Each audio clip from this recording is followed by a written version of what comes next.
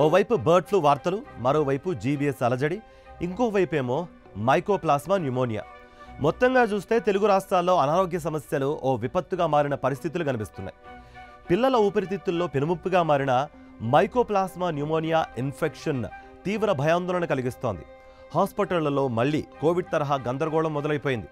తల్లిదండ్రులు తమ పిల్లల ఆరోగ్యంపై భయంతో ఆసుపత్రులకు క్యూ కట్టేస్తున్నారు.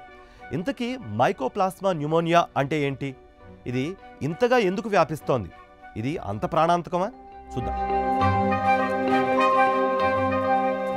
మైకోప్లాస్మా న్యూమోనియా అనేది ఓ బ్యాక్టీరియాకు సంబంధించిన వ్యాధి. ఇది చాలా నెమ్మదిగా వ్యాపిస్తుంది. శరీరాన్ని లోపల నుంచే దెబ్బతీస్తుంది. గొంతులో నొప్పి, దగ్గు, జ్వరం లాంటి లక్షణాలు ఈ వ్యాధిలో కనిపిస్తాయి. కానీ కొన్ని సందర్భాల్లో ఊపిరితిత్తులను పూర్తిగా దెబ్బతీసే శక్తి కూడా ఈ బ్యాక్టీరియాకు ఉందట.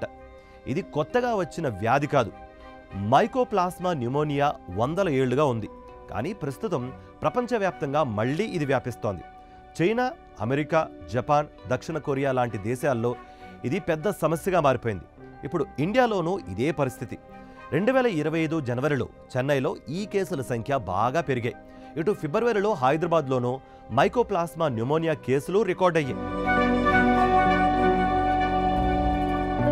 హైదరాబాద్లో చాలామంది పిల్లలు ఆసుపత్రుల పాలవుతున్నారు.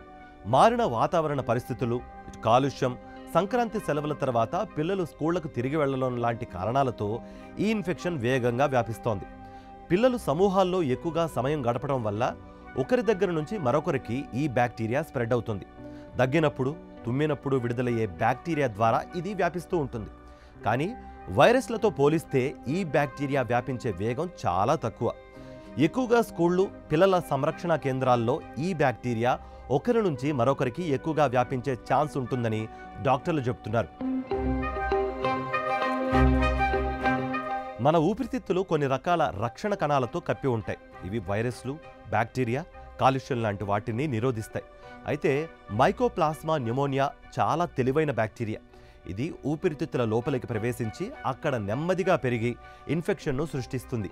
ఇది ఊపిరితిత్తుల కణాలను నాశనం చేసి దగ్గు, జ్వరం, శ్వాసకోశ సమస్యలు కలిగిస్తుంది. కొంతమందికి స్వల్పంగా ఉంటే మరికొంతమందిలో దీని ప్రభావం ఎక్కువగా ఉంటుంది. ఇది నెమ్మదిగా స్ప్రెడ్ అయ్యే ఇన్ఫెక్షన్ కావడంతో చాలామంది దీన్ని ముందుగా పట్టించుకోరు. కానీ ఆలస్యం చేస్తే ఊపిరితిత్తులను పూర్తిగా దెబ్బతీసే ప్రమాదం కూడా ఉంది. అనుమానాస్పద లక్షణాలు ఉన్న పిల్లలను వెంటనే డాక్టర్కి చూపించాలి. కరోనాలాగా వేగంగా వ్యాపించకపోయినా దగ్గు, తుమ్ములు ఉన్నవారు మాస్క్ ధరించడం మంచిది. పిల్లలు ఎక్కువ సమూహాల్లో ఉండే ప్రదేశాల్లో తగిన జాగ్రత్తలు తీసుకోవాలి. చేతులను తరచుగా కడుక్కోవాలి.